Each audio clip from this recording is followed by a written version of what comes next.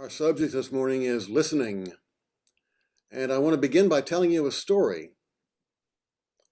A husband and wife are sitting at the breakfast table, and the wife says, "You never listen to me." The husband responds, "Of course I do. I always listen to you." The wife says, "Okay, I'm going to tell you a story. Listen very carefully, because at the end, I'm going to ask you a question about it." "Okay," says the husband, and the wife begins the story. Here it is. You're the engineer on a train which leaves the station at exactly 12 noon with 62 passengers on board. After 12 minutes, it stops at another station. The stop is 5 minutes long. 12 passengers get off and 18 new passengers get on. The train goes for another 38 minutes. Then it stops at a small station where the stop is only for 2 minutes.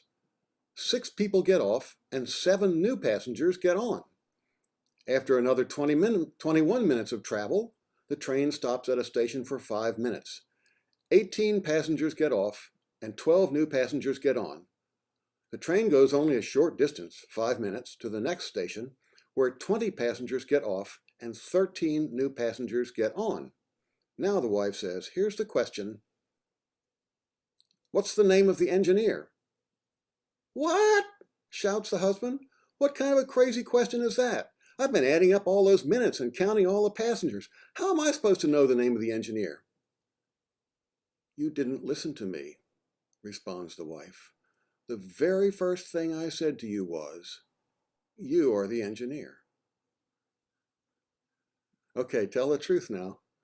How many could answer the wife's question, and how many thought it was a crazy question?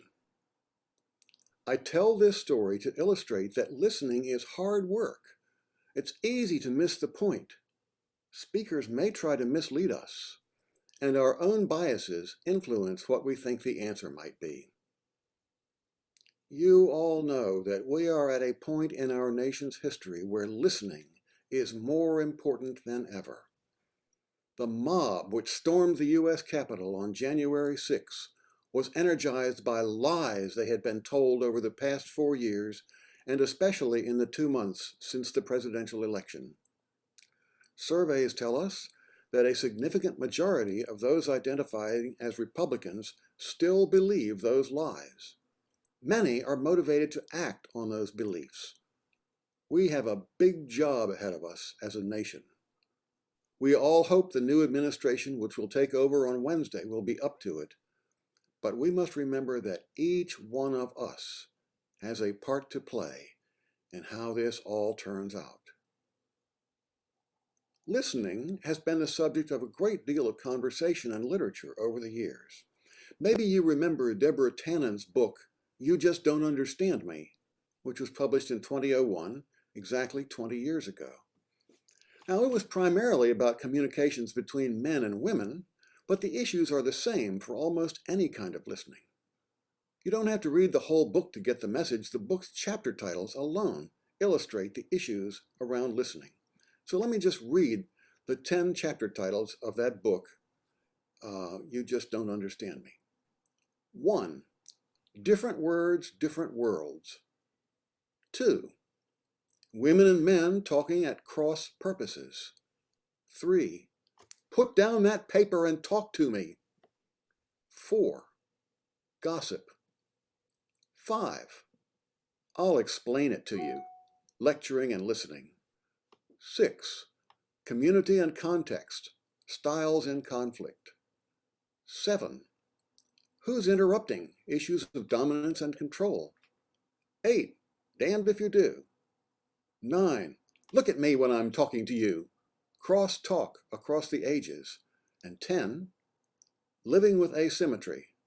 Opening lines of communications. A very interesting book. In addition to literature, there's lots of work going on to help people listen and to enhance communications among those who may disagree with or at least not fully understand one another. Several organizations are carrying on this work. Coming to the Table is a national organization with many local chapters. According to its website, Coming to the Table promotes truth, justice, and healing working together to create a just and truthful society that acknowledges and seeks to heal from the racial wounds of the past, from slavery and the many forms of racism it spawned. I'm sure you know that our own Ira Chaleff is the co-leader of the local chapter of Coming to the Table, and many of us have attended the monthly discussions that he co-leads at a storefront in Front Royal. Of course, the sessions are on Zoom now, but they are continuing every month. So thank you to Ira for doing this work, and thank you to Ellie Clark, who helps out with the logistics of the sessions. So, Coming to the Table is a national organization seeking to address the racial divide that exists among us. Another organization seeks to address the political divide that exists among us. Better Angels was formed in 2016 following the presidential election. It offers workshops, debates, and other events where red or conservative and blue or liberal participants attempt to better understand one another's positions and discover shared values. Its mission is depolarizing U.S. politics. Last year, Better Angels was forced to change its name to Braver Angels as a result of a trademark infringement lawsuit. The name Better Angels had been chosen from the closing words of Abraham Lincoln's inaugural address on March 4, 1861, just before the Civil War. Here is what President Lincoln said: "I am loath to close. We are not enemies, but friends. We must not be enemies. Though passion may have strained, it must not break our bonds of affection. The mystic cords of memory, stretching from every battlefield and patriot grave to every living heart and hearthstone all over this broad land, will yet swell the chorus of union when again touched, as surely they will be, by the better angels of our nature." We can only hope President Biden will be as eloquent as that in his inaugural address this coming Wednesday. So we have organizations working hard to address and heal the racial divide and the political divide in our country. What is our role, and how should we be listening in the days which lie ahead? Listening to one another, it seems to me, will be the key. This can be hard work in the divided situation in which we find ourselves. Imagine for a moment that you have a neighbor who flies a Confederate flag in his yard or has a Trump banner on his pickup truck. In Rappahannock County, that doesn't take much imagination. Maybe you have such a neighbor. How do you deal with him? Do you talk with him at all? If so, what do you talk about? You probably know the advice of many counselors is, in talking with someone with whom you have a major dispute, start out with something you have in common. Ask him about his dog. Talk about what you're going to plant in your garden this spring.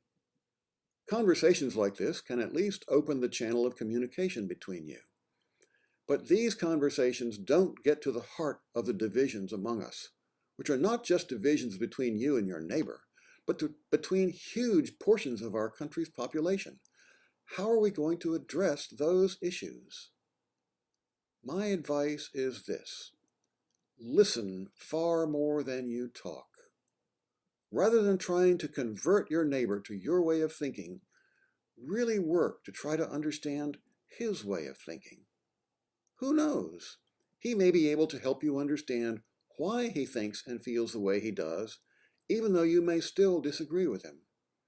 Perhaps a bond of empathy can be created, even when an agreement on issues cannot. Of course, there's also an opportunity for you to tell him how you feel and think, and why. He most likely won't be converted to your way of thinking, but he may empathize just a little bit, and that's progress. We all have a lot of work to do in the days which lie ahead. May that work help us to address and resolve the differences among us, and remember that that work begins with listening to one another.